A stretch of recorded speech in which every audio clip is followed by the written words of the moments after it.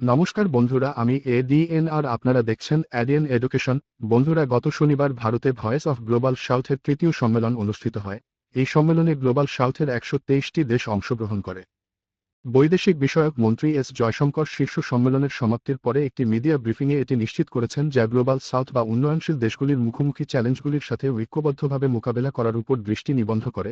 জয়শঙ্কর বলেছিলেন যে 123টি দেশ শীর্ষ সম্মেলনে অংশ নিয়েছিল। পররাষ্ট্রমন্ত্রীর মতে, রাষ্ট্র ও সরকার প্রধানের পর্যায়ে 21টি দেশের প্রতিনিধিত্ব করা হয়েছে এবং 34টি পররাষ্ট্রমন্ত্রী এতে যোগ দিয়েছেন।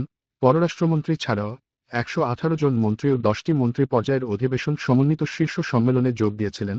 গত কয়েক বছরে ভারত নিজেকে একটি নেতৃস্থানীয় কণ্ঠস্বর হিসেবে অবস্থান করছে। গ্লোবাল সাউথ বা উন্নয়নশীল দেশগুলির, বিশেষ করে আফ্রিকা মহাদেশের উদ্বেগ, চ্যালেঞ্জ এবং আকাঙ্ক্ষাগুলিকে পতাকাঙ্কিত করেছে। গত বছর জি20 সভাপতি হিসেবে ভারত গ্লোবাল সাউথকে উপকৃত করার লক্ষ্যে অন্তর্ভুক্তিমূলক বৃদ্ধি, ডিজিটাল উদ্ভাবন, জলবায়ু স্থিতিস্থাপকতা এবং ন্যায়সঙ্গত বিশ্ব স্বাস্থ্য অ্যাক্সেসের মতো বিষয়গুলিতে মনোনিবেশ করেছিল। যে দেশের রাষ্ট্র ও সরকার প্রধানরা তৃতীয় ভয়েস অফ গ্লোবাল সাউথ সামিটে অংশ নিয়েছেন তারা হল Bangladesh, Belarus, Bhutan, Chile, El Salvador, Ethiopia, Fiji, Grenada, Guyana, Lao, PDR, Marshall দ্বীপপুঞ্জ, Mauritius, Mongolia, Nepal, Oman, Sri Lanka, Suriname, Tajikistan, Timor Leste, Uruguay এবং ভিয়েতনাম। শীর্ষ সম্মেলনে নেতাদের অধিবেশনে সভাপতিত্ব করেন প্রধানমন্ত্রী নরেন্দ্র মোদী।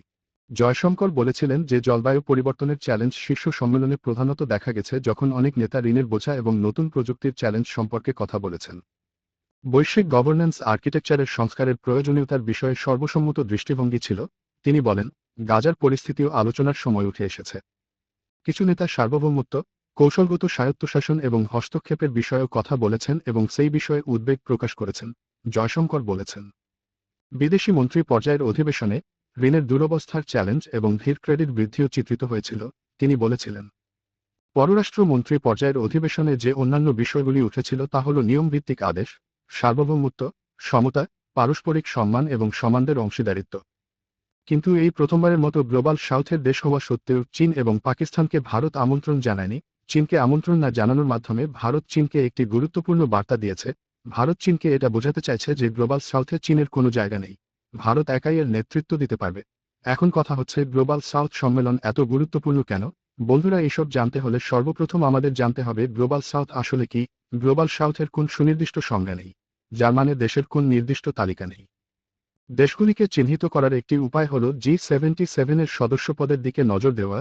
1960-এর দশকে উন্নয়নশীল দেশগুলি বিশ্ব মানচিত্রকে একটি রেখা দ্বারা দুই ভাগে ভাগ করে। এই রেখার উত্তরের দেশগুলোকে বলা হয় উন্নত দেশ এবং এই রেখার দক্ষিণের দেশগুলোকে বলা হতো উন্নয়নশীল দেশ। এই উন্নয়নশীল দেশগুলিকে একত্রে বলা হতো গ্লোবাল সাউথের দেশ। স্ক্রিনে ম্যাপে আপনারা যে লাল রঙের অঞ্চল দেখছেন, সেই অঞ্চলের দেশগুলিকেই বলা হয় গ্লোবাল সাউথের দেশ। এখানে লক্ষণীয় বিষয় হল, সম্পূর্ণ আফ্রিকা মহাদেশ গ্লোবাল সাউথের মধ্যে অন্তর্ভুক্ত, যেখানে নিজেদের প্রভাব বিস্তার করার জন্য ভারত এবং চীনের মধ্যে প্রতিযোগিতা চলছে। ভারত এবং চীন উভয়ই চায় এই আফ্রিকান দেশগুলোর লিডার হতে। এই প্রতিযোগিতায় এখন পর্যন্ত ভারত এগিয়ে রয়েছে। ভারতের কারণেই আফ্রিকান ইউনিয়ন G20-র সদস্য পদ লাভ করেছে। বর্তমানে মধ্য ও দক্ষিণ আমেরিকা, আফ্রিকা, এশিয়া এবং ওশেনিয়া মিলিয়ে গ্লোবাল সাউথে দেশের সংখ্যা 134টি। ভারত 12 থেকে 13 জানুয়ারি 2023 তারিখে প্রথম voice of global south summit VOGSS এবং 17 নভেম্বর দ্বিতীয় voice of global south summit অনুষ্ঠিত করে। উভয় ভার্চুয়াল ফরম্যাটে আয়োজন করেছিল। বন্ধুরা, 2023-এর আগে গ্লোবাল সাউথ সম্মেলন নামে কোনো সম্মেলন ছিল না। 2023 সালে ভারত প্রথম গ্লোবাল সাউথ সম্মেলন অনুষ্ঠিত করে। এখন প্রশ্ন আসতে পারে, ভারত কেন এই গ্লোবাল সাউথ সম্মেলন অনুষ্ঠিত করেছে? এতে ভারতের লাভটা কি? বন্ধুরা, জলবায়ু পরিবর্তনের প্রভাব এবং আন্তর্জাতিক প্রতিক্রিয়া, কোভিড-19 মহামারী, ইউক্রেনের সংঘাত এবং খাদ্য ও শক্তি নিরাপত্তা চ্যালেঞ্জ থাকা সত্ত্বেও তাদের কথা কেউই শুনছে না। গ্লোবাল সাউথ ছাতার অধীনে থাকা অনেক দেশ দীর্ঘদিন ধরে অনুভব করেছে যে তাদের মতামত শোনা হয়নি বা আন্তর্জাতিক চুক্তি বা বহুজাতিক ফোরামে তাদের স্বার্থ পর্যাপ্তভাবে প্রতিফলিত হয়নি।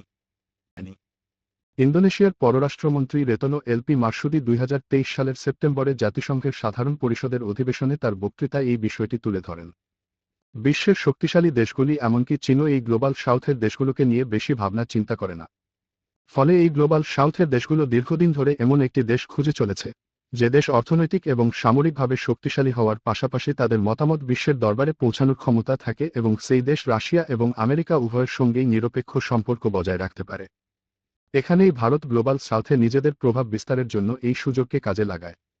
গ্লোবাল সাউথের দেশ তাদের নেতা হিসেবে একটি দেশের মধ্যে যে যে গুণাবলী চেয়েছিল, সেই সব গুণাবলী ভারতের মধ্যে রয়েছে। সেই সব গুণাবলী চীনের মধ্যেও রয়েছে, কিন্তু সমস্যা হলো চীন আমেরিকা এবং রাশিয়ার মধ্যে নিরপেক্ষ নয়, তাই গ্লোবাল সাউথের দেশগুলো চীনের নেতৃত্বে ছত্রছায়ায় থাকতে পছন্দ করে না। বর্তমান যুগ মার্কিন যুক্তরাষ্ট্র, চীন এবং রাশিয়ার মধ্যে শক্তি প্রতিযোগিতার একটি নতুন যুগ। ভারতের সামরিক শক্তি থাক সত্ত্বেও ভারত এই প্রতিযোগিতায় নিরপেক্ষ।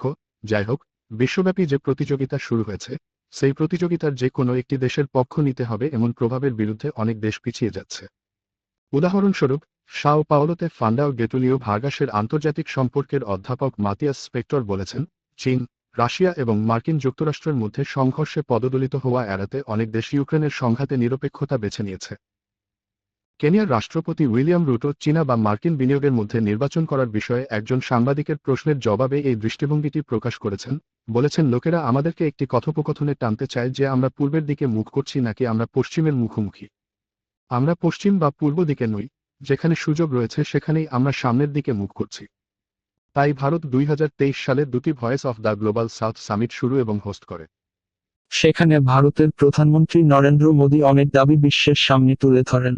তিনি যে দাবিগুলো উপস্থাপন করেছিলেন তার মধ্যে একটি দাবি ছিল যে বেশিরভাগ বৈশ্বিক চ্যালেঞ্জ গ্লোবাল সাউথ দ্বারা তৈরি হয়নি, কিন্তু তারা আমাদের বেশি প্রভাবিত করে। গ্লোবাল সাউথ সামিটের উদ্যোগটি প্রধানমন্ত্রী মোদীর সবকা সাথ, সবকা বিকাশ, সবকা বিশ্বাস আর সবকা প্রয়াস এর একটি সম্প্রসারণ হিসাবে শুরু হয়েছিল, এবং এটি ভারতের বাসুধৈব কুটুম্বকমের দর্শন দ্বারা আবদ্ধ। এটি গ্লোবাল সাউথের দেশগুলিকে তাদের দৃষ্টিভঙ্গি এবং অগ্রাধিকারগুলিকে একটি সাধারণ প্ল্যাটফর্মে একটি সম্পূর্ণ পরিসরে ভাগ করার জন্য একত্রিত করার পরিকল্পনা করে। গ্লোবাল সাউথের নেতৃত্ব দেওয়া ভারতের কাছে কিন্তু একেবারেই সহজ কাজ নয়। ভারত গ্লোবাল সাউথকে নেতৃত্ব দেবে আর চীন কিছুই করবে না, এরকম কিছুতেই হতে পারে না। চীন গ্লোবাল সাউথের নেতৃত্ব দেওয়ার জন্য তাদের অর্থ দিয়ে সাহায্য করছে। চীন ছাড়াও আরও ছোট ছোট আঞ্চলিক শক্তিধর দেশ রয়েছে যারা গ্লোবাল সাউথের নেতৃত্ব দিতে চায়। গ্লোবাল সাউথ একটি আনুষ্ঠানিক ব্লক নয়, কোন ব্যাপক চুক্তি বা একটি সাংগঠনিক সচিবালয় নেই, তবে কিছু দেশ অন্যদের চেয়ে বেশি গুরুত্বপূর্ণ ভূমিকা নিচ্ছে। ভারত গ্লোবাল সাউথের অন্যতম প্রধান প্রবক্তা। ভারতের প্রধানমন্ত্রী 2023 সালে দুটি voice of global south summit শুরু করেন এবং হোস্ট করেন। 100টিরও বেশি দেশকে একটি সাধারণ প্ল্যাটফর্মে তাদের দৃষ্টিভঙ্গি এবং অগ্রাধিকারগুলি ভাগ করে নেওয়ার জন্য একত্রিত করে। দ্য ইকোনমিস্ট ম্যাগাজিন বলেছে যে চীন উন্নয়নশীল বিশ্বের জন্য একটি প্রাকৃতিক নেতা হিসেবে নিজেকে উপস্থাপন করার জন্য একটি সমন্বিত প্রচারণা শুরু করেছে। প্রেসিডেন্ট শি জিনপিং চীনকে গ্লোবাল সাউথের সদস্য হিসেবে বর্ণনা করেছেন।